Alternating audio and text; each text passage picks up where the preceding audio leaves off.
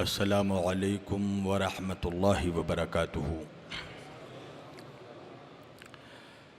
سورہ مبارکۃ الفاتحہ۔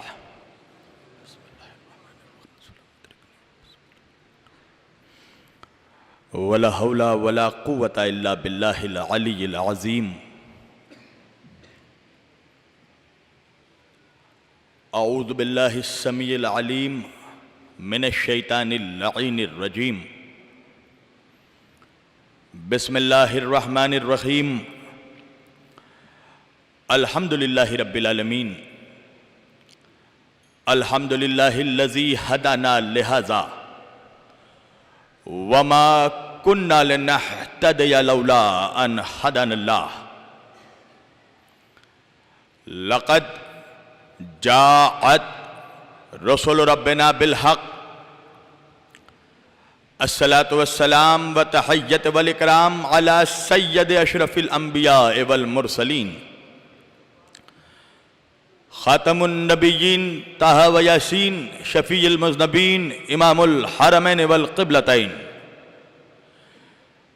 وسیلتنا فی الدارین، صاحب کعبہ و قوسین، جد الحسن والحسین، محبوب رب المشرقین و رب المغربین، مولانا و مولا الثقلین، سیدنا و نبینا و شفیعنا و طبیبنا و حبیبنا و کریمنا و امامنا و ملجانا و مغیثنا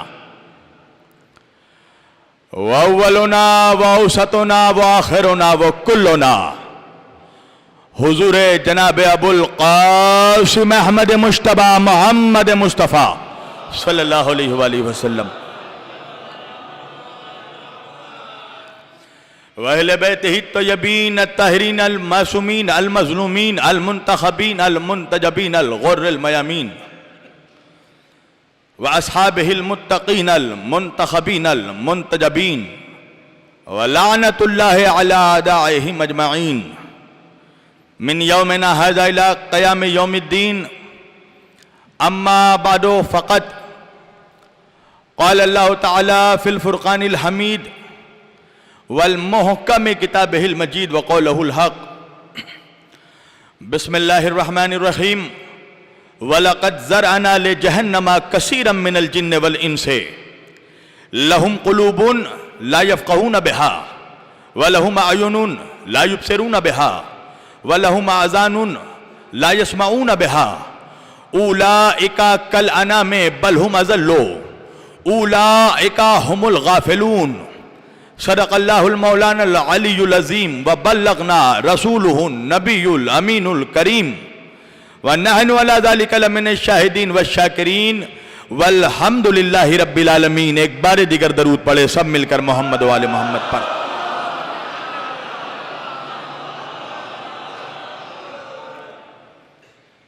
عزیزان گرامی قدر، برادران ملت اسلامیہ، بندگان توحید و عاشقان رسول و آل رسول، گدایان دربار بطول، مولا آپ سبوں کے جذبہ ایمانی کو زندہ و سلامت رکھے کہ یہ بھرا مجمع آج اعلان کر رہا ہے۔ کبھی میں نے اسی امام بارگاہ میں کہا تھا، یہ مجمع آج بھی اعلان کر رہا ہے کہ سر کاٹنے والے ہار گئے، سر کٹانے والے جیت گئے۔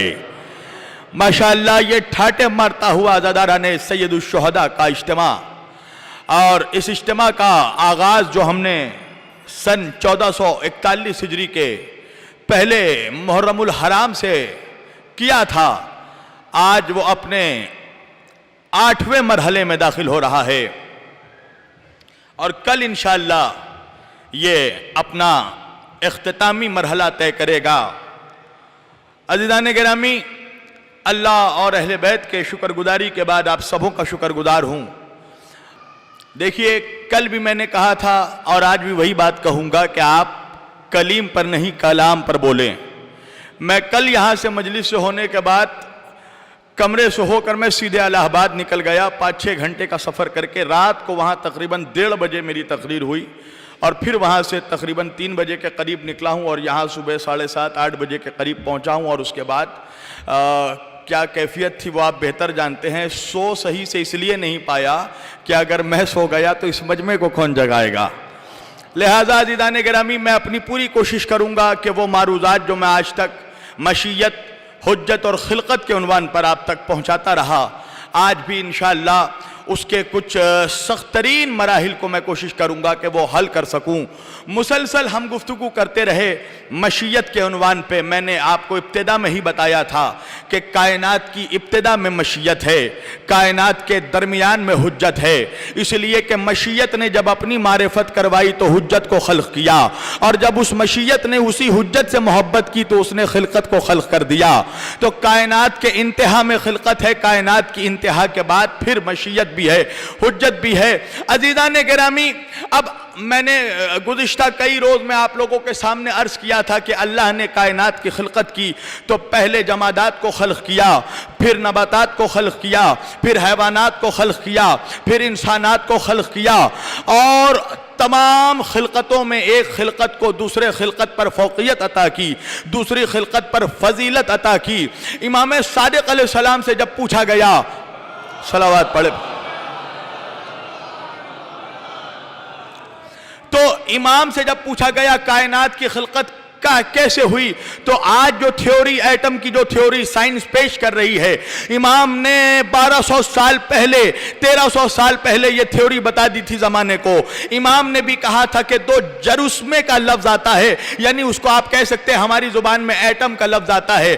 امام نے بھی یہی فرمایا کہ جب دو ایٹم ٹکرائے تو دو ایٹم کے ٹکرانے سے مخلوقات کی خلقت ہوئی، جمادات ہوئی، نباتات ہوئی، حیوانات ہوئی. اسی طرح اللہ نے دھیرے دھیرے انسانوں کو خلق کیا، کائنات کو خلق کیا. تو اب آپ دیکھیں کہ اللہ کی خلقت کیا ہے. اللہ نے جمادات کو خلق کیا، اسے گروتھ نہیں دیا. پھر اللہ نے نباتات کو خلق کیا، نباتات کو گروتھ دیا. اچھا، نباتات جب گروتھ پا کر، جب نشو و نما پا کر، جب بالیدہ ہو جاتے ہیں، جب اپنے قد سے پودا درخت بن جاتا ہے، تو آپ نے دیکھا ہے کہ درختوں میں کلیاں کھلنے لگتی ہیں، کچھ پودوں میں بھی کلیاں کھلتی ہیں، ان کلیوں میں کچھ پھول کھلتے ہیں. مگر یہ اللہ کا اعجاز ہے کہ اس نے ہر درخت کو ایک الگ صلاحیت دی ہے. پھول سب ہیں، مگر کوئی کنول کا پھول ہے، کوئی پیلا پھول ہے، کوئی سفید پھول ہے، کوئی سرخ پھول ہے، کوئی گلاب ہے. مگر آپ یہ نہیں کہہ سکتے کہ پیلا پھول لال پھول کے جیسا ہے، سرخ پھول سفید پھول کے جیسا ہے، گلاب کنول کے جیسا ہے، کنول گلاب کے جیسا ہے. اللہ نے درختوں میں کلیاں پیدا کی، کلیوں میں پھول پیدا کیے. اچھا، صرف پھولوں کی رنگت الگ نہیں رکھی. اب جو لوگ جانتے ہیں، جو لوگ اس سبجیکٹ پہ پی ایچ ڈی کرتے ہیں وہ جانتے ہیں، اور یہ تو مولا کا کرم ہے، مجھے معلوم ہے، میں علماء کے مجمع میں خطاب کر رہا ہوں، یہ تو فرش عزا کا صدقہ ہے. ورنہ دنیا کے تمام اجتماعوں میں جا کر دیکھ لیجئے، دنیا کے جتنے جلسے ہوتے ہیں وہ ان جلسوں میں آپ جا کر دیکھیے، مجمع میں کہیں دھوبی بیٹھا ہوتا ہے، کہیں قصائی بیٹھا ہوتا ہے، کہیں موچی بیٹھا ہوتا ہے. مگر یہ فرش عزا کا صدقہ ہے کہ اس فرش پر کہیں ڈاکٹر بیٹھا ہوتا ہے، کہیں انجینئر بیٹھا ہوتا ہے، کہیں بیرسٹر بیٹھا ہوتا ہے. تو ماشاءاللہ یہ ایجوکیٹڈ مجمع ہے، اور عالموں کے مجمع سے میں خطاب کر رہا ہوں. جو لوگ بوٹنی میں انٹرسٹ رکھتے ہیں، جن لوگوں نے پھولوں پر پی ایچ ڈی کیا ہے، ماسٹرز کیا ہے، وہ میری بات کو سمجھیں گے کہ اللہ نے فقط پھولوں کے رنگوں کو الگ نہیں کیا، بلکہ اللہ نے پھولوں کی خوشبوؤں کو بھی الگ کیا. چمیلی کی خوشبو الگ ہے، گلاب کی خوشبو الگ ہے، کنول کی خوشبو الگ ہے، ہر پھول کی خوشبو الگ ہے. مگر یہ بھی اللہ کی قدرت کہ ہر پھول ہر زمانے میں اویلیبل نہیں ہوتا. کچھ پھول فقط جاڑے میں کھلتے ہیں، کچھ پھول فقط گرمی میں کھلتے ہیں، کچھ پھول فقط بہار میں کھلتے ہیں، کچھ پھول فقط سردی میں کھلتے ہیں. اب جب جاڑے کا موسم آیا تو جاڑے کے زمانے میں جو پھول کھلا مجھے اس کی خوشبو بہت اچھی لگی، مگر میں وہی پھول ڈھونڈنے گرمی کے موسم میں پہنچا تو مجھے وہ پھول نہیں ملی. مالی نے کہا کہ اب پودوں میں، اب چمن میں دوسرے پھول کھلے ہیں، اب جب گرمی کے پھولوں کو سونگا تو اس کی بھی ایک الگ خوشبو محسوس ہوئی. اب جب میں باہر کے موسم में उसी चमन में पहुंचा तो मैंने माली से कहा मुझे उसी फूल की खुशबू सुंघाओ। कहा नहीं मौलाना, अब बाहर का मौसम है, चमन में अब नए नए फूल खिले हैं, अब दूसरे फूल खिले हैं। अब जब वो फूल की खुशबू सूंघी तो उसकी खुशबू अलग थी। जब वो बाहर का जमाना गुजरा, बरसात का मौसम आया, अब जब उस जमाने में मैं चमन में पहुंचा, मैंने कहा मुझे उसी फूल की खुशबू सूंघाओ। कहा नहीं मौलाना, अब बरसात में जो फूल खिलने हैं वो फूल खिले हैं, इनकी खुशबू अलग है। तो पता ये चला कि हर जमाने में फूलों की खुशबुएं अलग होती हैं, हर जमाने में फूलों का मौसम अलग होता है। मैंने कहा ये बताओ कि अगर मुझे गर्मी में सर्दी के मौसम के फूल की खुशबू सूंघना हो, अगर बाहर में बरसात के मौसम की खुशबू सूंघना हो तो फिर क्या किया जाए? तो माहिरीन ने बताया कि इसका इलाज यह है कि आप फूलों की खुशबुओं का इत्र बनाकर रख लें। आप फूलों का इत्र बनाकर रख लें तो अगर सर्दी के फूलों का इत्र मजमुआ बना दिया गया तो आप चाहे जब चाहे मैं उसकी खुशबू सूंघूं, चाहे गर्मी में सूंघूं, चाहे बरसात में सूंघूं, चूंकि इत्र मिल गया है। तो इत्र क्या है? कहा फूलों की खुशबुएं के मजमुए को इत्र कहते हैं। अब ये एक जगह स्टोर हो गया, अब चाहे जिस जमाने में भी सूंघो वैसी ही खुशबू मिलेगी, चाहे गर्मी में सूंघो, चाहे सर्दी में सूंघो, चाहे बाहर में सूंघो, चाहे बरसात में सूंघो, इसलिए कि इसका इत्र निकल गया। तो अल्लाह ने भी जब नबूवत का चमन बनाया तो नबूवत के चमन में अलग अलग फूल रखा। पूरी तवज्जो, बहुत अहम मौजू पर लाना चाह रहा हूं। अल्लाह ने जब चमने नबूवत को खल्क किया तो हर चमने नबूवत के हर फूल में अलग खुशबू दी। आदम को इल्म की खुशबू दी, इब्राहिम को खुल्लत की खुशबू दी, मूसा को हैबत की खुशबू दी, ईसा को ज़ुहद की खुशबू दी, नूह को तकवा का खुशबू दिया, मूसा को जलाल दिया, यूसुफ को जमाल की खुशबू दी, मोहम्मद को कमाल की खुशबू दी। तो मैंने कहा ऐ मेरे मौला, आदम भी चले गए, मूसा भी चले गए, ईसा भी चले गए, इब्राहिम भी चले गए, सुभान अल्लाह, मेरी जान कुर्बान, लखनऊ के इस मजमे में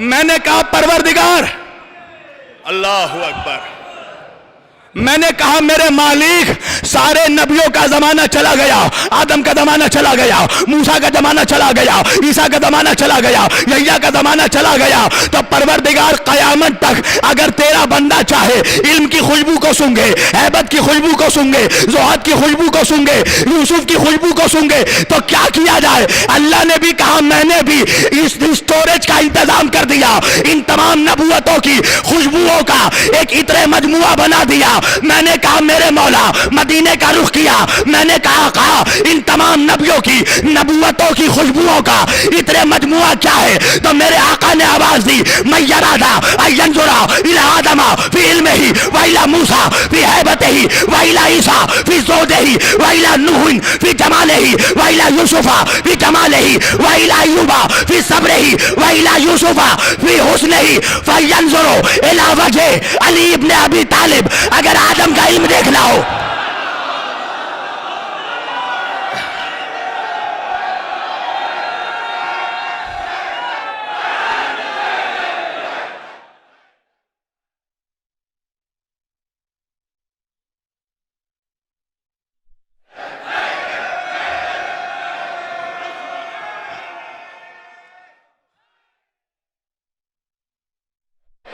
नबी ने कहा अगर आदम का इल्म देखना हो, अगर मूसा की हैबत देखनी हो,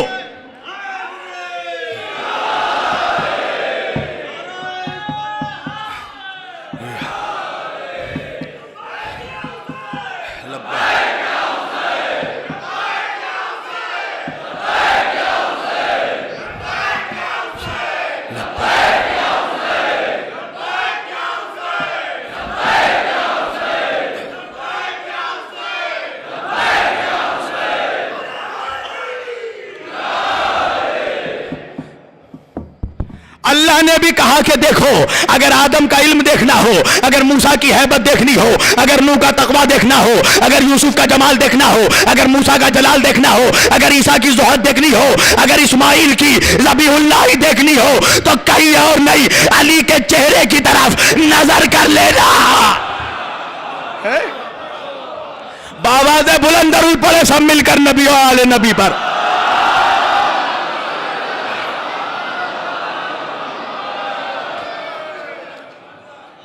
تنہا علی کے چہرے کی طرف نظر کر لینا۔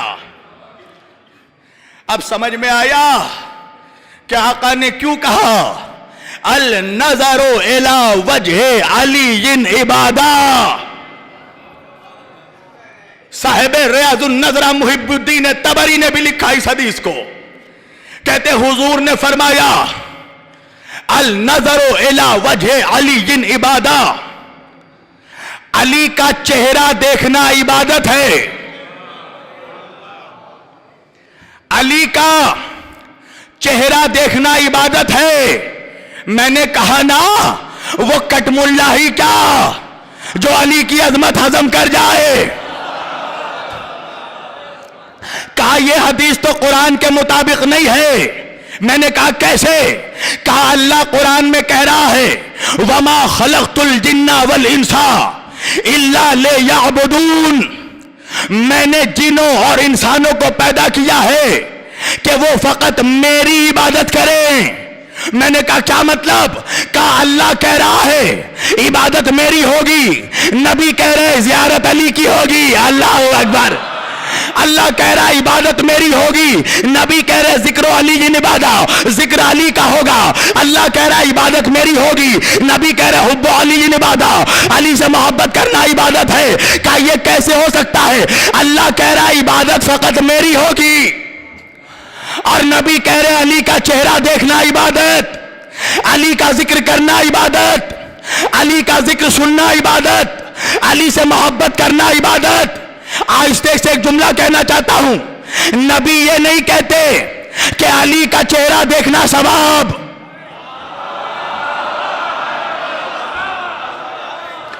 نبی یہ نہیں کہتے علی کا ذکر کرنا ثواب، نبی یہ نہیں کہتے علی سے محبت کرنا ثواب، ثواب نہیں عبادت۔ علی کا چہرہ دیکھنا عبادت، علی کا ذکر سننا عبادت، علی سے محبت کرنا عبادت۔ سبب کیا ہے؟ چھوٹی سی مثال دینے لگا ہوں۔ بھائی میں اس ممبر پر بیٹھا ہوں، اب میں اس ممبر پر بیٹھ کر آیات قرآنی کی تلاوت کروں، حدیث پاک کی تلاوت کروں، درس نظامی کا درس دینے لگوں، علم فقہ کی بات کروں، علم الرجال کی بات کروں، علم المنطق کی بات کروں، تو کوئی حیرت کی بات نہیں ہے۔ مولوی جو ٹھہرا مزہ تو تب ہے جب اس مجمع میں کوئی نوجوان جو مولوی ہو نہیں مگر وہ قرآن بھی جانتا ہو، حدیث بھی جانتا ہو، رجال بھی جانتا ہو، منطق بھی جانتا ہو۔ تو بھائی اللہ کون ہے؟ کہا جو زندے کو مردہ کرتا ہے، مردے کو زندہ کرتا ہے، سورج نکالتا ہے، سورج ڈبوتا ہے۔ تو بھائی حیرت کیا ہے؟ اللہ جو ٹھہرا، کمال تو ان بندوں کا ہے جو اللہ تھے نہیں مگر ٹھوکر مارا تو مردہ زندہ ہو گیا۔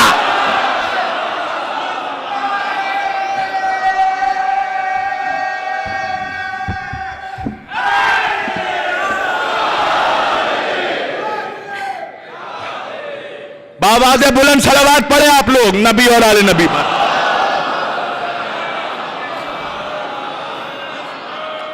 دیکھیں مجھے آج زیادہ خوشی اس لیے ہو رہی ہے کہ یہ دروازہ کھل گیا۔ میں نے تو پہلی بار دیکھا ہے، اب آپ لوگوں نے دیکھا ہوگا تو الگ سی بات ہے۔ اور دروازہ کیوں نہ کھلے؟ اس لیے کہ ہم شہر کے دروازے پر کھڑے ہیں۔ قسم خدا کی کسی معاملے میں علی کا کوئی مقابلہ ہی نہیں۔ مذاق بھی کرنے گئے تو لوگوں نے منہ کی کھائی ہے۔ دیکھیں مولا کی کیا مرضی ہوتی ہے اللہ جانے۔ مولا بیٹھے ہیں اور بھی لوگ بیٹھے ہیں، درمیان میں تشت پہ کھجوریں رکھی ہوئی ہیں۔ کچھ ایسے بھی لوگ بیٹھے تھے جو دن بھر میں کم از کم 3-4 کلو کھجوریں کھا جاتے تھے۔ ارے تاریخ پڑھیے، تاریخ پہ نظر ہے آپ کی، ہے نا؟ तश्त पर खजूरें रखी हुई थी और जितने लोग बैठे थे सबके सामने सबकी प्लेटें रखी हुई थी। देखिए कितने खुश होकर सारिम भाई देख रहे हैं, सबकी प्लेटें रखी हुई थी। अब करना क्या था, जो भी खजूर खाता था, प्लेट इसलिए दिया गया सबको कि खजूर खाकर गुठली प्लेट में रख दी जाए। तो सबों को एक मजाक सूझी, क्या सब खजूर खाते थे और गुठली मौला के प्लेट में रख देते थे। तो मौला का जो प्लेट था वो गुठलियों से भर गया। जैसे ही गुठलियों से भरा, एक मर्तबा अगल बगल वाले कहने लगे, मौला सारी खजूरें अकेले आप खा गए। एक मर्तबा मौला ने सबों के प्लेटों को देखा सबों की प्लेटें खाली हैं। मौला ने मुस्कुरा कर कहा, इसका मतलब यह है कि आप लोग गुठली समेत खजूर खा गए।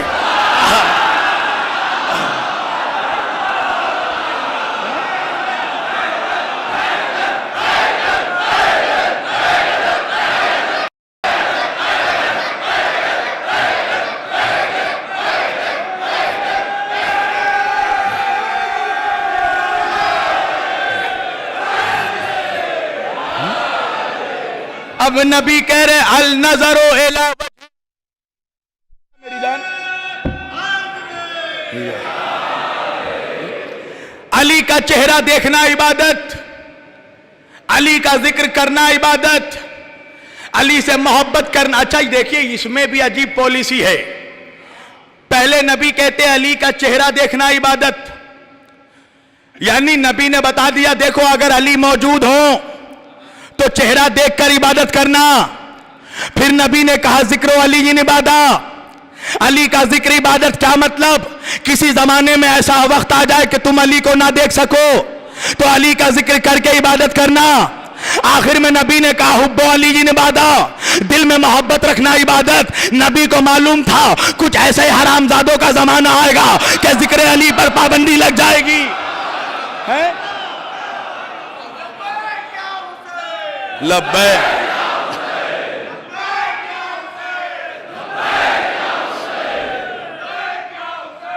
लब्बैक।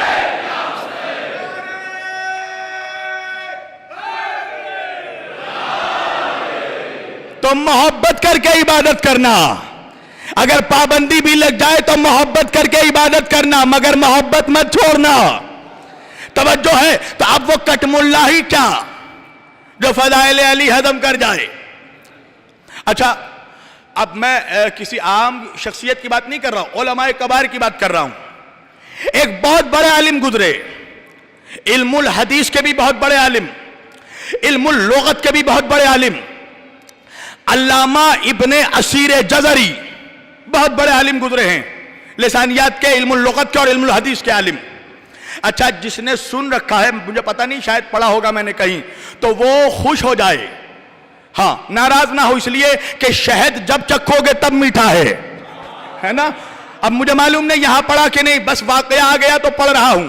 एक मर्तबा बहुत बड़े आलिम दीन, इल्मुल हदीस के, इल्मुल लुगत के, अल्लामा इब्ने असीर जज़री, उन्होंने अपनी किताब में, किताब नेहाया यानी कुरान और हदीस में जो अरबी के जुमले इस्तेमाल हुए हैं उनकी नेहाया यानी उनकी लुगत, उसकी डिक्शनरी, वो अपनी किताब नेहाया इब्ने असीर में नूर के चैप्टर में इसी हदीस को कोट करते हैं और कोट करके कहते हैं कि देखो ये बात तो सही है कि नबी ने कहा तो है अल नजरो इला वजह अली जिन इबादा, अली का चेहरा देखना इबादत।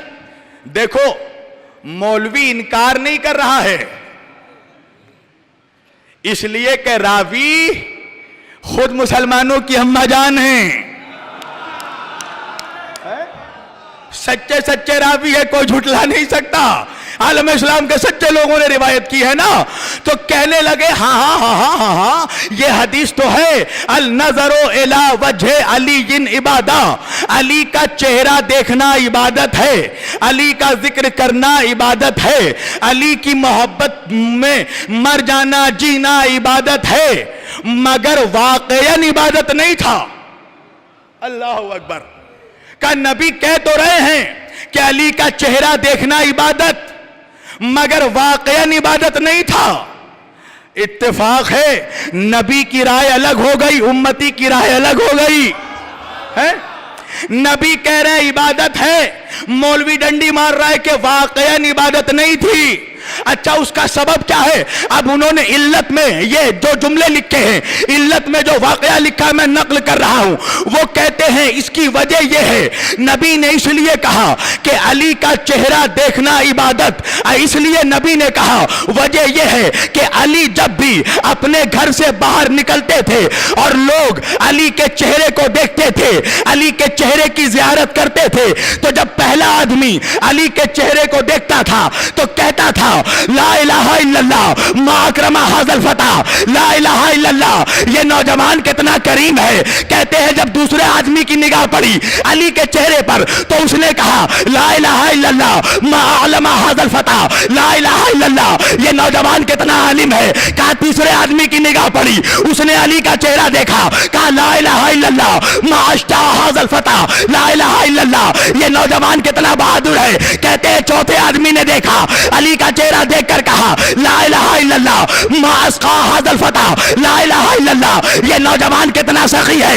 ارے چار فضیلت بیان کی، پہلے نے دیکھا کہ علی کتنے کریم ہے، دوسرے نے دیکھا کہ علی کتنے عالم ہے، تیسرے نے دیکھا کہ علی کتنے بہادر ہے، چوتھے نے دیکھا کہ علی کتنا سخی ہے۔ اب دیکھا علی کی عظمت کا معجزہ، ارے مولوی گیا تھا ایک عظمت چھپانے، چار اپنے قلم سے چار اپنے قلم سے لکھ دی، اور کیا کہہ کر لکھا کہ جس نے بھی علی کا چہرہ دیکھا، پہلے نے دیکھا کہا لا الہ الا اللہ، دوسرے نے دیکھا کہا لا الہ الا اللہ، تیسرے نے دیکھا کہا لا الہ الا اللہ، چوتھے نے دیکھا کہا لا الہ الا اللہ۔ اب یہ کہتے ہیں جو بھی علی کا چہرہ دیکھتا تھا زبان سے بے ساختہ نکلتا تھا لا الہ الا اللہ، لا الہ الا اللہ، لا الہ الا اللہ۔ اب مجھے انصاف سے بتاؤ لکھنؤ والوں، آدم سے لے کر عیسیٰ تک کے نبی 1,24,000 انبیاء کا زمین میں آنے کا مقصد کیا تھا؟ کہ لا الہ الا اللہ پہنچانا، لا الہ الا اللہ پہنچانا۔ اب مجھے جملہ کہنے دو کہ تمام انبیاء جو کام اپنی زبانوں سے لیتے ہیں، اکیلا علی وہ کام اپنے چہروں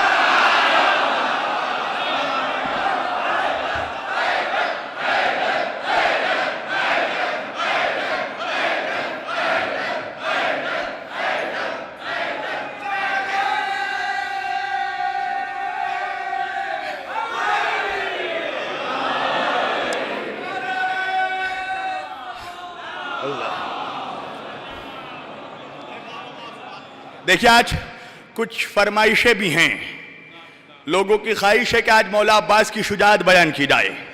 میں جس جگہ میں دیکھوں گا کہ واقعاً یہ مجمع تیار ہے عباس کو سننے کے لیے، وہیں سے میں شروع کروں گا، اس لیے کہ عباس کمزوروں کا غازی نہیں ہے۔ میں جہاں دیکھوں گا مجمع جا گیا وہیں سے انشاءاللہ۔ صفین کی فرمائش ہے، زیادہ دیر نہیں پڑھوں گا، تھوڑی دیر پڑھوں گا، مگر انشاءاللہ جس کے رگوں میں عباس کی وفاداری شامل ہے وہ ضرور بولے گا۔ اب دیکھو علی کا کمال، اللہ اکبر۔ مسلمان بدنصیب تبھی سے ہوا جب علی کی چوکھٹ کو چھوڑ دیا، اس لیے کہ علی تو علی ہے، علی تو علی ہے نا، علی کے سامنے کسی کی کوئی ہستی نہیں رہتی۔ مجھ سے کہا جاتا ماں ان کے بارے میں پڑھیے، ان کے بارے میں نے کہا میری جان جب تو علی کے بارے میں پڑھے گا نا تو اچھے اچھے بونے ہو جاتے ہیں۔ چلیے ایک واقعہ یاد آ گیا، میرے مولا نے ایک شخص سے، ایک زمیندار تھا، اس سے زمین کا سودا کیا۔ میری نوجوانوں ادھر ادھر نہیں، میری طرف دیکھو، ابھی یہاں سب سے خوبصورت میں ہوں، ہاں سارے خوبصورت چہرے والے بیٹھے ہیں فرش عزا پہ، وجہ ہے نا علی پھٹکار زدہ چہرے والوں کا امام نہیں ہے۔ نبی نے فرمایا اے علی تو روشن چہرے والوں کا امام ہے، تو یاد رکھنا علی کی دشمنی سے دو چیزیں خراب ہوتی ہیں، پہلے چہرہ خراب ہوتا ہے پھر شجرہ خراب۔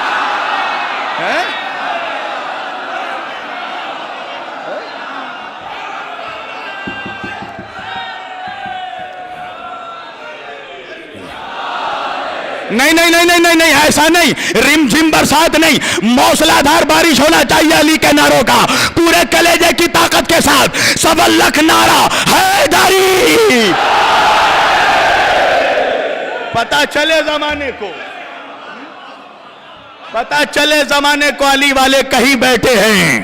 میں نے کہا نا علی والوں، کبھی شرما کر علی کا نام نہیں لینا، اس لیے کہ اپنے پیر کا نام شرما کر وہی لیتا ہے جس کے پیر نے اسے کسی میدان میں شرمندہ کیا ہو۔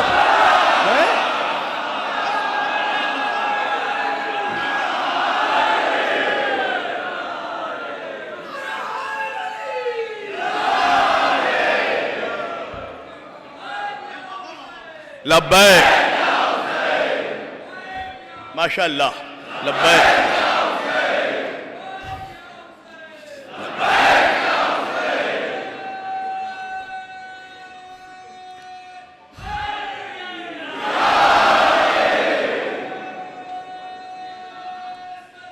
اللہ۔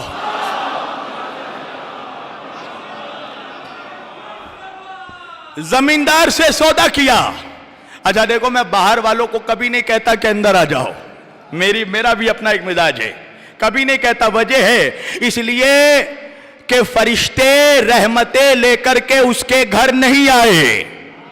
لکھنؤ کا مجمع ہے، لکھنؤ کے مزاج کا شعر پڑھ رہا ہوں۔ دیکھو میری کوشش یہ رہتی ہے کہ لکھنؤ کا جو روایتی انداز ہے عزاداری کا، میں اسی سسٹم کو لے کر چلوں، لہذا آپ کے ذوق سماعت کو نظر رکھ کر بولتا ہوں۔ فرشتے رحمتیں لے کر کے ان کے گھر نہیں آئے کہ جن کی آنکھوں میں اشک غم سرور نہیں آئے۔ توجہ توجہ، میں کبھی نہیں کہتا باہر والے اندر آ جاؤ، اس لیے کہ فرشتے رحمتیں لے کر کے ان کے گھر نہیں آئے کہ جن کی آنکھوں میں اشک غم سرور نہیں آئے، اور نہیں لکھا تھا تقدیروں میں جن کے خلد میں جانا، عزا خانوں سے گزرے وہ مگر اندر۔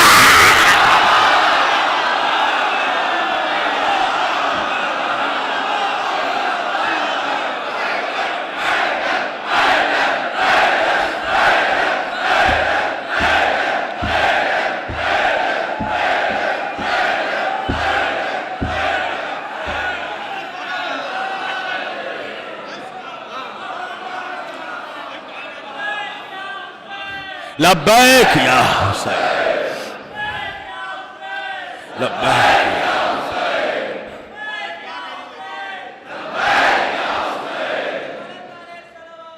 اللہ۔ نہیں لکھا تھا تقدیروں میں جن کے خلد میں جانا، عزا خانوں سے گزرے وہ مگر اندر نہیں آئے۔ اب مولا نے ایک زمیندار سے ایک سودا کیا، ایک ڈیل کی، بزنس کیا۔ زمیندار تھا، اس کا کام تھا زمینوں کو بیچنا خریدنا، فروخت کرنا بیچنا، یہی بزنس تھی اس کی۔ مولا کو اس کی ایک زمین پسند آئی، مولا نے اس سے ایگریمنٹ کیا، معاہدہ ہوا، سودا طے پا گیا، زمین کی قیمت بھی طے پا گئی۔ جب سب کچھ ڈیلنگ ہو گئی تو آخر میں مولا نے کہا کہ میں رقم کل صبح آ کر ادا کر دوں گا۔ کاغذات تیار ہو گئے، معاہدہ ہو گیا، ایگریمنٹ ہو گیا، سب کچھ ہو گیا۔ مولا نے کہا بس صبح میں آ کر پیمنٹ کر دوں گا، رقم دے دوں گا۔ یہ کہہ کر میرے مولا چلے گئے۔ اب وہ جو تھا، وہ شخص، وہ زمیندار جو تھا، وہ تھا ستارہ پرست۔ توجہ ہے نا، آپ کے ملک میں ان باتوں کو سمجھنا مشکل نہیں ہے۔ ستارہ پرست تھا۔ اب جیسے ہی مولا رخصت ہوئے، ایک مرتبہ وہ ایک بہت بڑے نجومی کے پاس گیا، معلوم کرنے کے لیے کہ میں نے علی سے جو سودا کیا ہے، جو ایگریمنٹ کیا ہے، اس میں مجھے پروفٹ ہے یا لاس ہے، فائدہ ہے یا نقصان ہے۔ اب وہ گیا نجومی کے پاس، جا کر کہا دیکھو میرا علی سے ایک زمین کا معاملہ طے پایا ہے، ایگریمنٹ ہو چکا ہے، رقم کی بھی بات چیت کمپلیٹ ہو چکی ہے۔ अली सुबह में आकर मुझे उस जमीन का बयाना पेमेंट अदा करेंगे। कहा तो फिर मेरे पास किस लिए आया है? वो जमींदार कहने लगा ताकि मालूम कर सकूं कि इस डील में मुझे फायदा होगा या नुकसान होगा। अब वो नुजूमी था, एस्ट्रोलॉजर था। एक मर्तबा कहने लगा कि ये तो मैं तभी बता पाऊंगा जब मैं उस जमीन को अपनी आंखों से देख लूं। वो कहने लगा इसमें कौन सी बड़ी बात है, चलो मेरे साथ। वो जमींदार उस नुजूमी को लेकर उस जमीन तक पहुंचा। एक मर्तबा उस नुजूमी ने उस जमीन को देखा। जमीन को देखने के बाद जमीन की कुंडली बनाई, जमीन का जायचा बनाया। जायचा बनाने के बाद एक मर्तबा कुंडली को फिर फाड़ा, फाड़ने के बाद फिर जायचा बनाया, फिर फाड़ा, फिर जायचा बनाया, फिर फाड़ा। जब 2-3 बार जायचा बनाकर फाड़ दिया, कुंडली बनाकर फाड़ दिया, जमींदार परेशान होकर कहने लगा आखिर बात क्या है? कुंडली बनाते हो, फाड़ते हो, जायचा बनाते हो, फाड़ते हो, सबब क्या है? एक मर्तबा वो नुजूमी कहने लगा इसलिए कि तुझे इस सौदे में बहुत बड़ा घाटा होने वाला है, बहुत बड़ा नुकसान होने वाला है। उसने कहा नुकसान? कैसा नुकसान? तो वो नुजूमी कहने लगा ये जमीन जो तुम अली को बेचने वाले हो, इस जमीन के अंदर सोने जवाहरात छुपे हुए हैं, हीरे मोतियां छुपी हुई है। इस जमीन को खोदने से इसके अंदर से हीरे जवाहरात बरामद होंगे, सोने और गहने बरामद होंगे। अब वो परेशान हो गया जमींदार। उसने कहा मैं क्या करूं? मैंने तो सौदा कर दिया है, एग्रीमेंट तय पा गया है, मुआहदा हो गया है, अली सूबे में आकर पेमेंट करेंगे। एक मर्तबा वो सितारा परस कहने लगा कोई बात नहीं, अपनी बात से मुकर जाओ। अरबों के लिए ये कोई शर्म की बात नहीं थी अपनी बातों से मुकरना। कहा अपनी बातों से मुकर जाना। कहा तो अरे फिर क्या करूं, कोई हल तो बताओ। अली जब रीजन पूछेंगे तो हल क्या बताऊंगा? एक मर्तबा वो नुजूमी कहने लगा ये बता कि ये अकेली तेरी एक जमीन है या इसके अलावा भी तेरी दूसरी कोई जमीन है? क्या इसी के थोड़े डिस्टेंस में एक दूसरी जमीन भी मेरी है? क्या एक काम कर, अली को वही जमीन बेच दे और इस जमीन से मुकर जा। अब जब सुबह हुआ, सुबह नमूदार हुई, सूरज निकला। एक मर्तबा इमामत का सूरज उसके आंगन में आया, उसके जमीन में आया। मौला की जियारत की उसने। एक मर्तबा मौला ने पेमेंट मौला लेकर आए थे। कहा ये ले तेरा पेमेंट, ये ले तेरे जमीन की कीमत। वो शख्स कहने लगा जमींदार नहीं अली, मैं ये जमीन आपको नहीं बेच सकता, मैं ये जमीन आपको नहीं बेचूंगा। मौला ने कहा रीजन क्या है, वजह क्या है, सबब क्या है? मौला मौला सबब मेरा है कि ये राज की बात है, मेरा अपना रीजन है, मेरा अपना सबब है, मेरी अपनी वजह है, मैं आपको जमीन नहीं बेचूंगा। मौला ने कहा तो तेरे और मेरे दरमियान तो एग्रीमेंट हो गया था। उसने कहा हाँ एग्रीमेंट हो गया, उसका एक हल है। कहा क्या हल है? कहा मेरी बगल में एक और जमीन है, आप वो जमीन खरीद लीजिए। इसलिए कि नुजूमी ने उस जमींदार को बताया था कि वो जमीन बंजर है, तू बंजर जमीन अली को बेच देना। उसने अली को बंजर जमीन बेच दी। अली ने भी मुस्कुराकर वही जमीन खरीद ली। जब कुछ हफ्ते गुजरे, कुछ महीने गुजरे, उसने उस जमीन की खुदाई की जिस जमीन को अली से बेचने से मना किया था। अब जब उस जमीन की खुदाई की तो वो जमीन बंजर निकल गई, वो जमीन बंजर निकल गई। अब वो अली के जमीन में पहुंचा जो बंजर जमीन अली को बेची थी। जब वहां पहुंचकर देखा तो क्या देखा? उस जमीन से सोने निकल रहे हैं, हीरे निकल रहे हैं, जवाहरात निकल रहे हैं और अली गरीबों में वो जवाहरात तकसीम कर रहे हैं। अब वो परेशान हो गया, दौड़ता हुआ नुजूमी के पास आया। कहा रे तुझे नुजूमी किसने सिखाया? तू कैसा नुजूम का आलिम है? कहा क्या मतलब? कहा तूने मुझे अली को जो जमीन बेचने से मना किया था, मैंने अली को वो जमीन नहीं बेचा, मगर उस जमीन से तूने कहा था जवाहरात निकलेंगे, मगर उससे कुछ नहीं निकला, वो जमीन बंजर निकल गया। और जो बंजर जमीन मैंने अली को बेची उससे जवाहरात निकल गए। अली उन जवाहरात को गरीबों में तकसीम कर रहे हैं। अब नुजूमी परेशान हुआ। एक मर्तबा फिर जायचा बनाया, फिर फाड़ा, फिर कुंडली बनाया, फिर फाड़ा। कहा क्या कर रहा है? कहा मैं अब भी अपनी बात पर कायम हूं कि जो जमीन तूने अली को नहीं बेचा उसी से अगर जवाहरात निकलने थे, मगर ये मामला पलट कैसे गया? कहा चल मुझे लेकर उसी शख्स के पास चल जिसे जमीन बेची है। अब नुजूमी आया मौला अली के पास। कहा या अली, हमने आपको बंजर जमीन बेची थी, उससे जवाहरात निकल गए और जिस जमीन से जवाहरात निकलने थे वो जमीन बंजर निकल गई। सबब क्या है? मौला ने मुस्कुरा कर कहा ये बता कि तूने एग्रीमेंट करने के बाद अपना इरादा क्यों बदला? उसने कहा सुनिए सुनिए, उसने कहा या अली, मैंने सितारों को देखकर इरादा बदला। अली ने कहा तूने सितारे को देखकर इरादा बदला, मैंने सितारे को ही बदल दिया।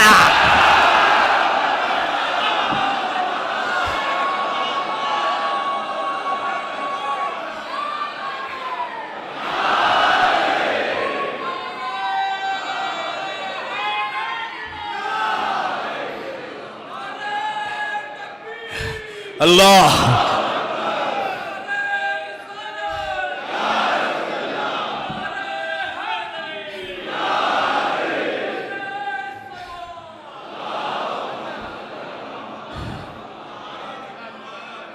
کہا تو نے ستارے کو دیکھ کر ارادہ بدلا، میں نے ستارے کو ہی بدل دیا، اس لیے کہ ستارہ جس چوکھٹ پر اتر کر سلام کرتا ہے وہ میرا در ہے۔ اچھا، عجیب حال ہے مسلمانوں کا، ہر بات کھول کھول کے پڑھنا پڑتی ہے۔ اب بعد میں ایسا نہ ہو کہ خیالات کے باسی کڑیوں میں ابال پیدا ہو، کیا پڑھ کر چلے گئے؟ بے وہی پڑھ رہا ہوں جو پڑھ کر آیا ہوں۔ آؤ ذرا کھول کر بتا دیتا ہوں۔ کون نہیں چاہتا اس کائنات میں؟ لکھنؤ کا کون آدمی نہیں چاہتا کہ وہ منسٹر کا داماد بنے؟ ہندوستان کا کون آدمی نہیں چاہتا کہ پرائم منسٹر کا داماد بنے؟ کون ایسی رعایا ہے جو نہیں چاہتی کہ بادشاہ کا داماد بنے؟ تو کائنات کا سب سے بڑا بادشاہ تھا رسول اکرم، ہمارے نبی۔ ہر کوئی چاہتا تھا کہ نبی کا داماد بن جائے، اور شوق ایسا تھا کہ لوگوں نے اپنی عمروں کو بھی نہیں دیکھا۔ کچھ کے جذبات تو 55 میں بچپن جیسے ہو گئے۔ اللہ اکبر! جگہ جگہ سے رشتے آ رہے ہیں شہزادی کے لیے، نبی کرے تو کیا کرے؟ اس لیے کہ رحمت للعالمین ہیں، ایک کو قبول کرنا یعنی باقیوں کو ریجیکٹ کرنا۔ کیا کرے؟ جبریل نازل ہوئے، کہا آقا کیا بات ہے، چہرے پہ بل کیوں ہے؟ آپ تو رحمت عالم ہے۔ کہا یہی تو بات ہے، رحمت عالم ہوں۔ کہا یا رسول اللہ پریشان کیوں ہیں؟ کہا فاطمہ کی نسبت کے رشتے آ رہے ہیں، ہزاروں ہزار رشتے آ رہے ہیں، سمجھ نہیں آتا کس کو ہاں کروں کس کو نہ کروں۔ کہا آقا پریشان نہ ہو، وما ينطق عن الهوى ان هو الا وحی یوحی کا پہرا ہے آپ کے گرد، یہ معاملہ اللہ پہ چھوڑ دیجئے۔ کہا تو پھر اللہ فیصلہ کرے۔ جبریل گئے واپس آئے، آ کر کہا آقا خدا بعد درود و سلام فرماتا ہے اعلان کیجئے آج کی رات ستارہ زہرہ جس کی چھت پر جس کی دہوڑی پر اتر کر سجدہ کرے گا فاطمہ کی شادی اسی سے ہوگی۔ اب سنیے سنیے سنیے سنیے سنیے، اب تاریخ نے لکھا دن میں لوگ تاروں کا انتظار کرنے لگے، دن میں تارے دیکھنے لگے۔ شام ہوئی، سب اپنی اپنی چھتوں پر، ایک مرتبہ وہ وقت آیا تارا آسمان سے اترا، ایک مرتبہ کسی نے دیکھا، کہا دیکھو وہ آیا وہ آیا وہ آیا وہ گیا وہ چلا گیا۔ میں کہوں گا ستارے اگر علی کے چوکھٹ پر جانا ہے تو ڈائریکٹ چلا جا، یہ اتنوں کے چھتوں سے ہوتا ہوا کیوں جا رہا ہے؟ کا سبب ہے اگر ڈائریکٹ علی کی چوکھٹ پر اتر گیا تو منافق کہے گا وہ تو ٹوٹ کر گر پڑا۔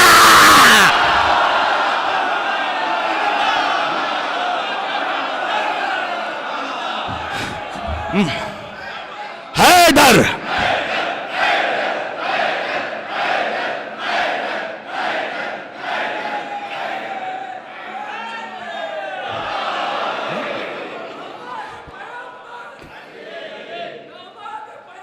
علی علی علی علی ماشاء اللہ علی علی علی علی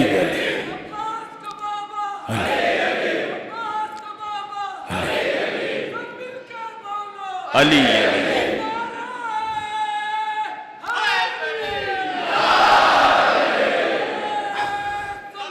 اللہ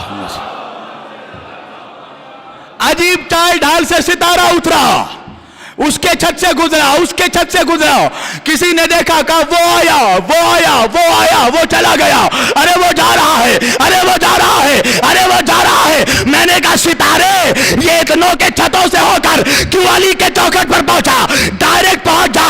ستارے نے کہا ارے شبیر وان عباسی، میرا مزاج بھی تیرے جیسا ہے، مجھے بھی علی کے دشمنوں کو جلانے میں مزہ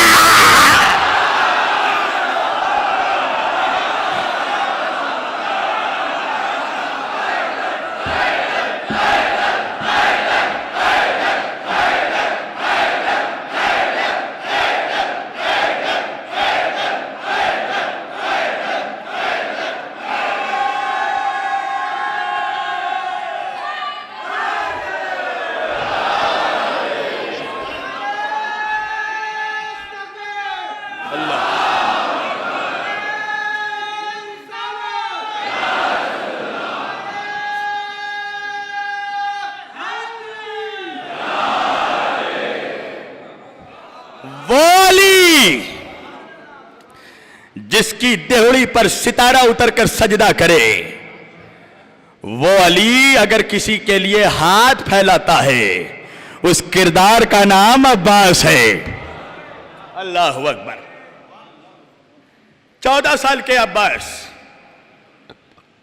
قسم خدا کی اگر بازوؤں میں علمداری موجود ہے تو خاموش نہیں بیٹھو گے۔ کوئی حیرت کی بات نہیں ہے اگر کھڑے ہو کے علی کا نعرہ لگا دیا، اس لیے کہ لاپتہ کا نہیں لافتہ کا نعرہ لگا رہے ہو، کوئی شرمانے کی بات نہیں ہے۔ میرے کیلکولیشن کے مطابق جنگ صفین میں مولا 11 سال کے تھے، مگر تاریخ کے اکارڈنگ روایتوں میں 14 سال لکھا گیا۔ میں اس سے اختلاف نہیں کرتا، دور ہے بچپنے کا، جنگ ہے گھمسان کی، جنگ صفین۔ اس جنگ میں علی کے ساتھ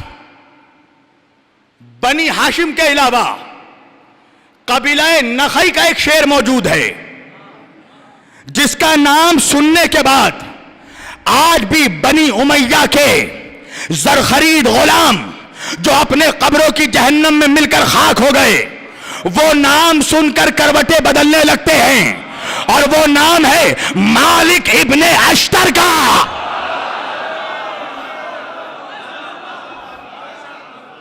مالک ابن اشتر یہ علی کا ایسا غلام ہے جسے اس کا مالک بھی مالک کہہ کے پکارتا ہے۔ یہ وہ غلام ہے جسے اس کا مالک بھی مالک کہہ کے پکارتا ہے۔ جنگ صفین کا منظر یہ تھا کہ جب علی میدان میں اترتے تھے تو مالک نہیں اترتے تھے، جب مالک اشتر اترتے تھے تو علی نہیں اترتے تھے۔ ایک دن ایک ننگے آدمی کا ارادہ ہوا،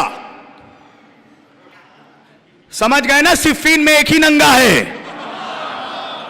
سمجھ گئے، ماشاءاللہ ماشاءاللہ۔ ارے ہم سے اچھا کون پہچانے، ہم تو ننگوں کو بھی پہچانتے ہیں۔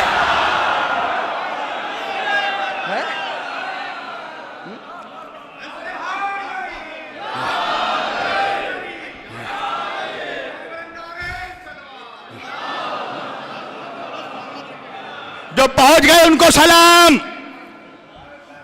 اس نے اس کی ایک چال سوجی، کہا ایک بار میں قصہ تمام کرتے ہیں، کیا کیا جائے؟ کہا ساری شام کی فوج ایک بار علی کے مقابلے پہ اتار دی جائے۔ اب جب ایک ساتھ ساری شامی فوج اتری، جنگ ہے گھمسان کی، ایک مرتبہ مالک اشتر کو علی نے بلایا، کہا مالک میں خدا کا شیر، تو میرا شیر، مالک آج تجھے بھی اترنا ہے، مالک آج مجھے بھی اترنا ہے۔ تاریخ نے لکھا پوری رات علی بھی میدان میں، مالک بھی میدان میں، گھمسان کی جنگ ہوئی۔ علی نے ایک رات میں 1000 حرامزادوں کو واصل جہنم کیا، مالک نے 999 منافقوں کو واصل جہنم کیا۔ رات جنگ تمام ہوئی، صبح کا سورج نکلا، ایک مرتبہ مالک اپنے خیمے کے باہر ٹہل رہے ہیں، چہرے پر کچھ پریشانی ہے، ہاتھ میں ایسے گن رہے ہیں جیسے تسبیح پڑھ رہے ہیں۔ ایک مرتبہ علی نے دیکھا, مسکرائے, مالک کے قریب آئے. مالک پریشان کیوں ہو؟ کہا مولا کوئی بات ہے؟ کہ اپنی پریشانی تم بتاؤ گے یا میں بتاؤں؟ کہا مولا جو دلوں کے حالات کو جانتا ہوں اسے علی کہتے ہیں, مولا آپ ہی بتائیے. علی نے مسکرا کر کہا مالک تم یہی سوچ رہے ہو نا کہ آج رات میں نے 1000 کو مارا, تم نے 999 کو مارا, تم یہ سوچ رہے ہو کاش کسی ایک اور کو مار دیتے تو آج جنگ کے میدان میں تم میری برابری پر آ جاتے. مالک نے مسکرا کر کہا مولا یقیناً میں ایسا ہی سوچ رہا ہوں. مولا نے کہا سنا مالک, ایک تو کیا اگر ایک زیادہ کو بھی مار دیتے تو تم میرا مقابلہ نہیں کر سکتے. کہا مولا وہ کیسے؟ کہا مالک جب تمہاری تلوار چلتی ہے تو نہ آگے دیکھتی ہے, نہ دائیں دیکھتی ہے, نہ بائیں دیکھتی ہے, مگر جب میری ذوالفقار چلتی ہے تو 70 نسلوں کو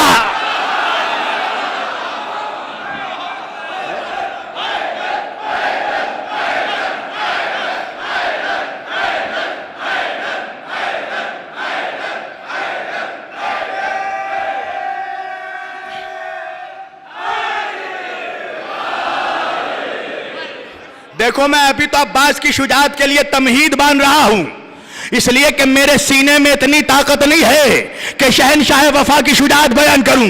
اس کے لیے سینے میں, گلے میں ہر جگہ روحانی اور جسمانی طاقت ہونی چاہیے. میں فقط ام البنین سے ان کے بیٹے کا صدقہ مانگتا ہوا آج ان کے بیٹے کی شجاعت پڑھنے لگا ہوں. اب اسی جنگ میں, جنگ صفین میں, ایک مرتبہ مولا عباس بیٹھے ہیں مولا علی کے قریب, کہتے بابا مجھے بھی اجازت دو, میں بھی جنگ میں جانا چاہتا ہوں. مولا مسکرا کر کہنے لگے عباس ابھی تم بچے ہو, ابھی تم بچے ہو. اچھا باپ جب بیٹے کو کچھ کہتا ہے نا اور کوئی تیسرا آدمی دیکھ کر مسکرائے تو بڑا غصہ آتا ہے نا. ابھی مولا کہہ رہے ہیں عباس ابھی تم بچے ہو. مالک کے چہرے پہ مسکراہٹ آ گئی, ادھر مالک کے چہرے پہ جمال آیا, عباس کے چہرے پہ جلال آیا. کہنے لگے مالک مسکراہٹ کا سبب کیا ہے؟ کیا تم یہ سمجھتے ہو کہ میں جنگ نہیں لڑ سکتا؟ کہا عباس ابھی آپ بچے ہیں. کہا تجھے نہیں پتا مالک, شیر کا بچہ بھی شیر ہوتا ہے, شیر کا بچہ بھی شیر ہوتا ہے. اور مالک کیا تم اپنے آپ کو بہت بہادر سمجھتے ہو, بہت شجاع سمجھتے ہو؟ اگر ایسا ہے مالک تو نکالو اپنی تلوار. عباس اپنی تلوار نکالتا ہے. قسم ہے قدرت کی اگر عباس یہ ثابت نہ کر دے کہ میرے رگوں میں شیر خدا کا لہو ہو تو عباس نہ کہنا.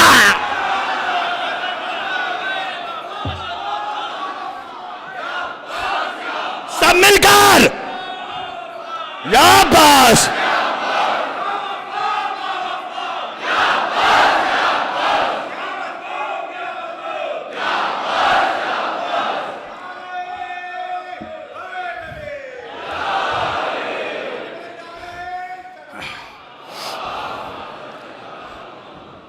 عباس اگر دیکھنا چاہتے ہو میری جنگ تو بابا سے ایک بار اجازت دلا دو.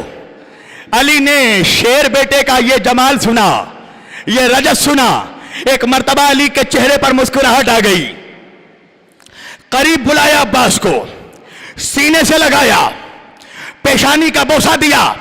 کہا عباس جنگ میں جانا چاہتے ہو؟ ہاں بابا جنگ میں جانا چاہتا ہوں.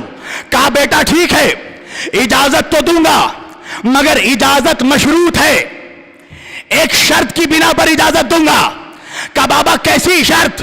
کہا بیٹا جانا تو ہے مگر چہرے پر نقاب باندھ کر جانا ہے, کھلے چہرے نہیں جانا. ایک مرتبہ کہا ٹھیک ہے بابا شرط منظور ہے. مولا نے عباس کے چہرے پر نقاب باندھا. ایک مرتبہ عباس خیمے سے نکل کر میدان میں حملہ کیے. قلب لشکر بھاگا, میمنہ بھاگا, میسرہ بھاگا. ارے کیوں نہ بھاگے, بھگوڑوں کی اولاد ہے. قلب لشکر بھاگا, میمنہ بھاگا, میسرہ بھاگا. عباس قہر بن کر شام کے فوج پر اتر رہے ہیں. ایک مرتبہ مالک نے منظر دیکھا, علی کے خیمے میں آئے. علی نے پوچھا مالک میرے بیٹے کی جنگ بتا. کہا سبحان اللہ کیا کیا جنگ کر رہا ہے عباس؟ میں نے آج تک تاریخ عرب میں ایسا جنگجو نہیں دیکھا. کہا کیا مطلب مالک؟ کہا میں نے عباس کا اچھوتا انداز دیکھا. کہا مالک کیسا انداز؟ کہا عباس کبھی قلب پہ اترتے ہیں, کبھی میمنے پہ, کبھی میسرے پہ, اور جب کوئی بڑا پہلوان عباس سے روبرو لڑنے آتا ہے تو عباس کا ایک اچھوتا انداز دیکھا. کیا دیکھا مالک؟ کہا عباس شمشیر نکالتے ہیں, اس کے شکم میں تلوار چبوتے ہیں, سپاہی گھوڑے سے بلند ہوتا ہے, اس سے پہلے کہ گھوڑے کی زمین پہ آئے عباس اس کے دو ٹکڑے, عباس اس کے دو ٹکڑے کر دیتے ہیں. اب ایک مرتبہ عباس کا حملہ دیکھا, فوج بھاگی, سب جگہ آواز آئی.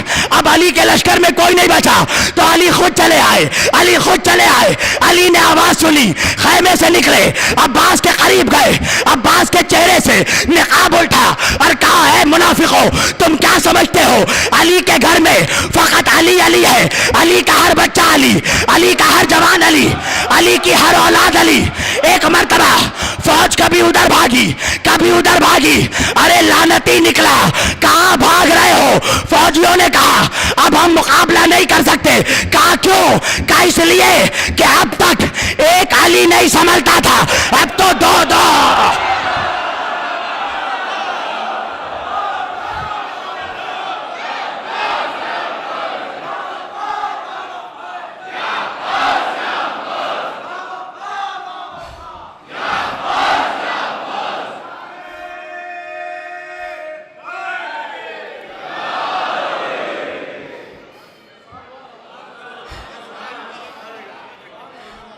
ایک علی نہیں سنبھلتا تھا, اب تو دو دو علی ایک ساتھ اتر آیا ہے. ایک واقعہ اور تمام کر دیا میں نے. آؤ ذرا کربلا کی شجاعت بھی دکھاتا ہوں. تم کیا سمجھتے ہو کربلا میں عباس کی شجاعت نمایاں نہیں ہوئی؟ ایک منظر دکھاتا ہوں. 2 محرم, ابھی مصائب نہیں فضائل پڑھ رہا ہوں. حر کا قافلہ پہنچا.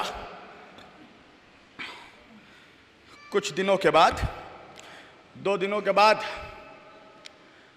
عمر ابن سعد کا قافلہ پہنچا. لعنتی قافلہ پہنچا. ایک لعنتی کا خط ایک لعنتی کو آیا. کوفے سے ایک لعنتی نے خط بھیجا. لعنتی مرجانہ کا بیٹا ہے نا, سمجھ گئے نا. خط بھیجا عبید اللہ ابن زیاد نے. عمر ابن سعد کو خط لکھا, قسم خدا کی بیٹھے نہیں رہو گے, عباس کا معجزہ ہی یہی ہے کہ جو سناٹے کو بھی چیر ڈالے. خط لکھا عبید اللہ ابن زیاد نے, حاکم کوفہ نے, عمر ابن سعد کے نام. خط آیا, اس نے خط پڑھا. خط میں لکھا تھا اے عمر ابن سعد یہ بتا کہ حسین کے خیمے کتنے ہیں. اس نے خط دیکھا, ایک مرتبہ قلم نکالا, خط کے جواب میں لکھا کہ لشکر ہے ہمارے پاس. جواب لکھ کر بھیج دیا. عبید اللہ ابن زیاد نے خط کا جواب دیکھا, کہا رے میں نے پوچھا حسین کے خیمے کتنے ہیں, یہ کہہ رہا ہے لشکر ہے ہمارے پاس. اس نے سوچا شاید ابھی فوراً پہنچا ہے, مصروفیات کی وجہ سے غور نہیں کیا ہوگا. اس نے پھر دوبارہ خط لکھا, میں پوچھ رہا ہوں حسین کے خیمے کتنے ہیں. خط پہنچا کربلا. ابن سعد نے خط نکالا, دیکھا پھر وہی سوال, میں پوچھ رہا ہوں حسین کے خیمے کتنے ہیں. اس نے قلم نکالا, خط کے نیچے جواب لکھا گھوڑے ہیں ہمارے پاس. جواب بھیج دیا. اب جب خط کوفے پہنچا, ابن زیاد نے پڑھا, کہا ہیں میں پوچھ رہا ہوں حسین کے خیمے کتنے ہیں. پہلے کہا کہ لشکر ہے ہمارے پاس, اب کہہ رہا ہے گھوڑے ہیں ہمارے پاس. اس نے کہا کہ ہو سکتا ہے جنگ کی مصروفیات کی وجہ سے سمجھ نہیں پا رہا ہو. ایک مرتبہ, تیسری مرتبہ خط لکھا, ارے میں پوچھ رہا ہوں حسین کے خیمے کتنے ہیں؟ اب خط واپس آیا کربلا میں، عمر ابن سعد نے دیکھا، سوال لکھا ہے حسین کے خیمے کتنے؟ اس نے قلم نکال کر لکھا تلواریں بھی ہیں ہمارے پاس۔ اب خط بھیج دیا، اب جو خط بھیجا ایک مرتبہ ابن زیاد کو غصہ آیا، کہنے لگا ارے میں پوچھ رہا ہوں حسین کے خیمے کتنے، تو کہہ رہا ہے لشکر ہے ہمارے پاس، گھوڑے ہیں ہمارے پاس، تلوار ہے ہمارے پاس، نیزے ہیں ہمارے پاس، میں آخری بار پوچھتا ہوں کہ حسین کے خیمے کتنے؟ اگر اس بار جواب نہیں دیا تو تجھے سرداری سے معزول کر دیا جائے گا۔ اب خط بھیجا، میری طرف دیکھنا نوجوانوں، خط کربلا آیا، عمر ابن سعد نے خط دیکھا کہ لکھا ہے میں پوچھ رہا ہوں حسین کے خیمے کتنے؟ ارے تو پاگل ہو گیا ہے، دیوانہ ہو گیا ہے، کیسا جواب دیتا ہے؟ ایک مرتبہ عمر ابن سعد نے قلم نکالا، خط میں لکھا کہ اے مرجانہ کے بیٹے، پاگل میں نہیں تو ہو گیا، دیوانہ میں نہیں تو ہو گیا۔ ارے کس کی ماں نے وہ اولاد جنا ہے کہ عباس کے رہتے ہوئے حسین کے خیموں تک پہنچا؟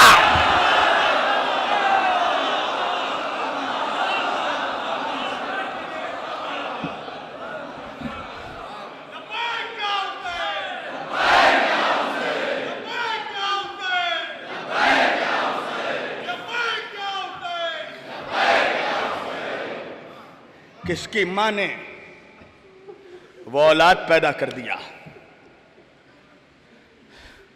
کہ عباس کے رہتے ہوئے حسین کے خیموں تک پہنچ جائے؟ ہازادارو، عباس ہمارے دھارس کا نام ہے عباس،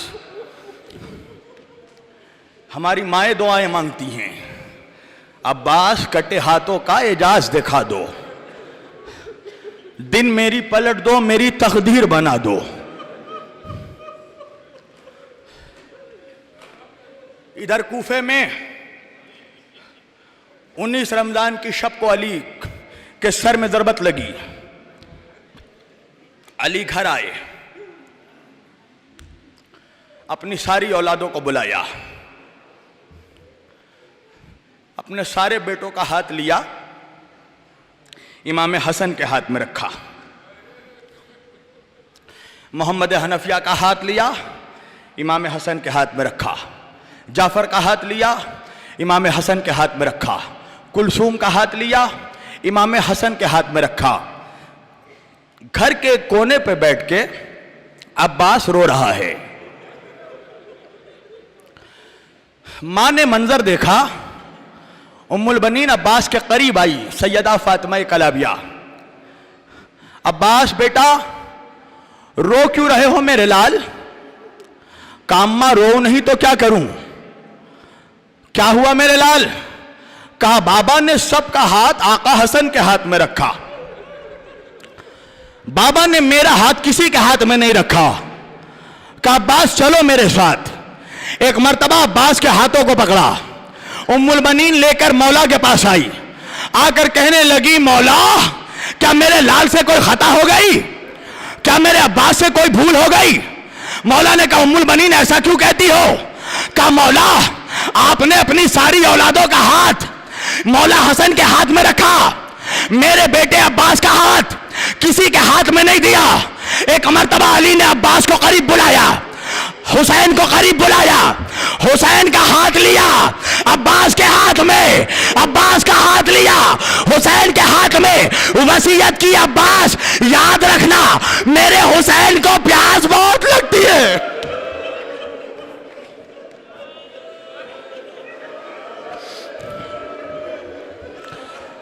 عباس میرے حسین کا خیال رکھنا، میں نے تجھے حسین کے لیے رب سے مانگا ہے۔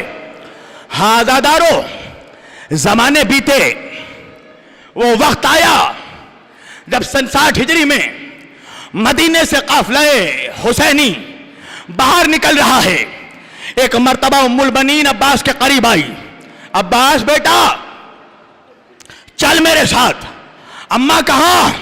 مزار رسول پر۔ ایک مرتبہ عباس کو لے کر مسجد نبوی میں پہنچی، جنت البقیع میں مدینۃ النبوی میں ام البنین پہنچی، کہا عباس ایک ہاتھ قبر رسول پر رکھ، ایک ہاتھ میرے سر پر رکھ۔ کہا اماں وجہ کیا ہے؟ کہا عباس قسم کھا جب تک تیرے بازو سلامت زینب کی چادر۔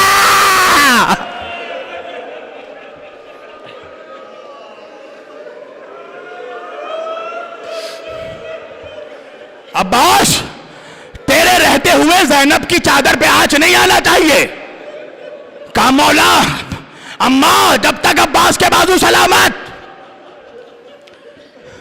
میں زینب کے پردے کا، میں شہزادی کے پردے کا محافظ ہوں۔ عزاداروں 2 محرم کو قافلہ آیا، خیمے لگائے گئے۔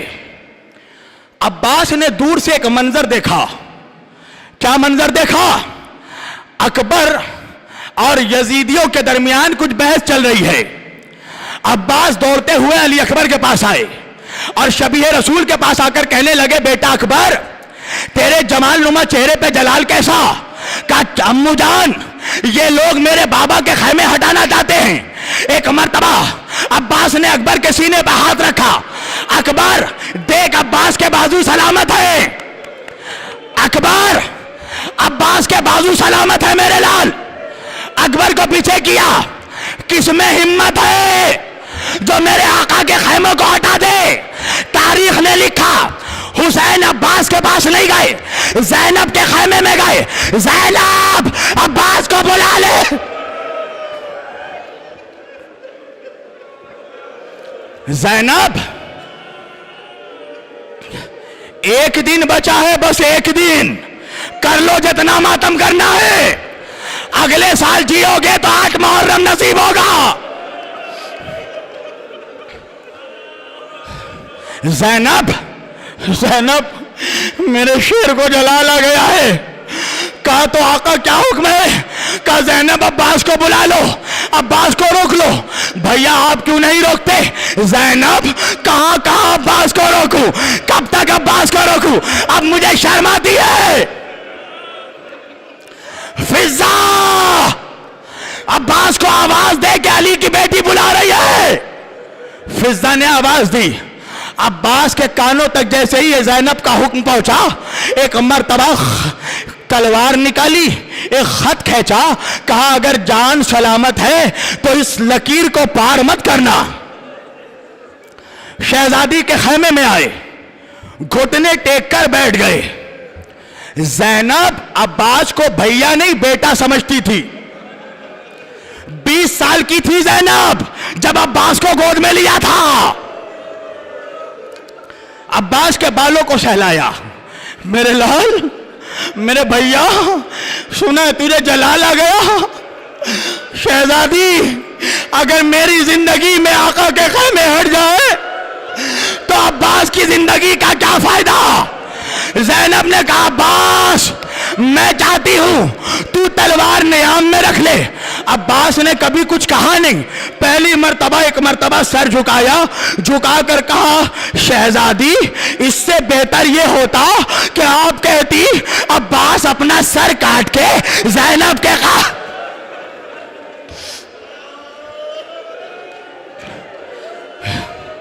ہاں ٹھہر کر پڑھا، ٹھہر کر، نہ میرے میں پڑھنے کی طاقت نہ تم میں سننے کی طاقت۔ زینب نے کہا عباس اگر میری بات نہیں مانی تو پتہ ہے کیا کروں گی؟ کیا شہزادی؟ اپنے سر سے چادر ہٹا دوں گی۔ ہائے غیرت عباس، تلوار لیا، گھٹنوں سے توڑا، زینب کے قدموں میں پھینکا، پھر سے نہ کہنا ارے عباس ذرا شام غریبہ میں آ کر دیکھو، شمر نیزہ لیے زینب چادر میں ہاتھ تھامے، عباس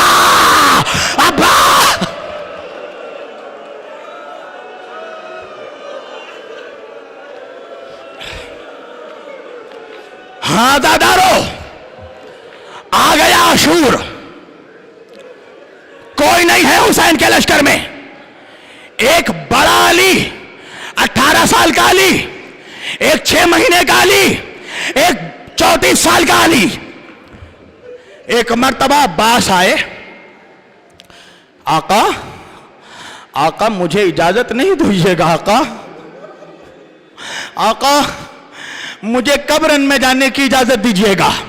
ایک مرتبہ حسین نے کہا عباس تم تو میرے لشکر کے علمدار ہو۔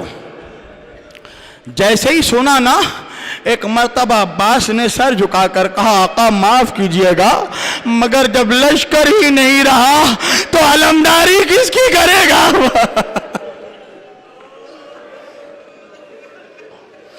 ادھر خیمے سے آواز آئی العطش العطش العطش۔ زینب نے سکینہ کی صدا سنی، خیمے میں گئے، کیا بات ہے میری لاڈلی، چچا پیاس مارے ڈالتی ہے، کہا چلو میرے ساتھ اور چل کر میرے آقا سے اجازت دلا دو۔ سکینہ آئی، ایک مرتبہ عباس نے ہاتھ جوڑ کے کہا آقا میدان میں جانے نہیں دیتے نہ صحیح، ارے فرات میں جا کر اپنی بھتیجی کے لیے پانی تو لانے دو۔ سن سکو گے عزادارو، حسین نے عباس کی یہ شرط مان لی، کہا ٹھیک ہے عباس جانے دوں گا مگر ایک شرط پہ۔ آقا کیسی شرط؟ عباس تلوار لے کر نہیں جانا۔ ٹوٹا ہوا نیزہ لیا، ایک ہاتھ میں علم لیا، سکینہ نے اپنے ہاتھوں سے مشک باندھا۔ ادھر عباس نکلے، سکینہ نے بچیوں کو گھیر کر کہا بچیوں اب پریشان مت ہو، میرا چچا گیا ہے پانی لانے۔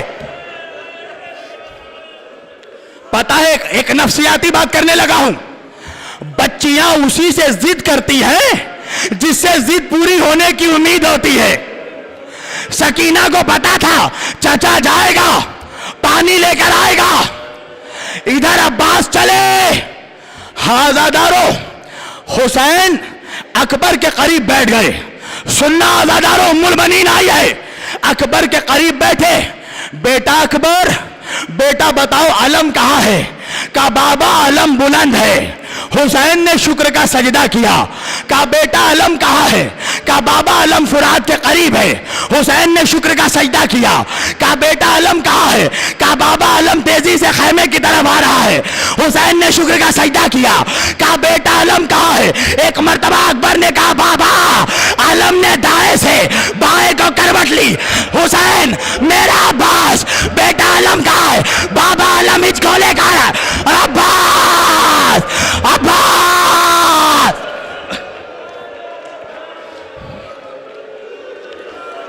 سنو سنو سنو، مجھ سے میرے بھائی نے فرمائش کی ہے، میں آج مصائب میں کمی نہیں کروں گا۔ عباس دریا کی طرف، تاریخ نے لکھا شیر کو آتے دیکھا گیدڑوں کی فوج چھٹ گئی۔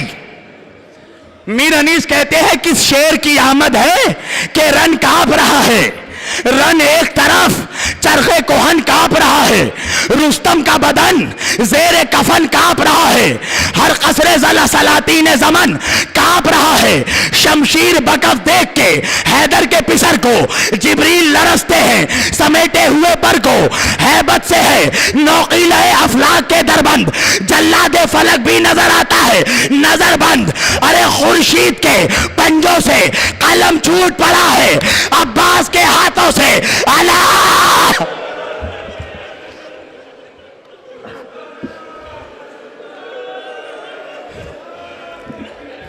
پہنچے فرات پر، ایک مرتبہ گھوڑے سے اترے، ہاتھوں میں پانی اٹھایا، پانی کو حسرت سے دیکھنے لگے۔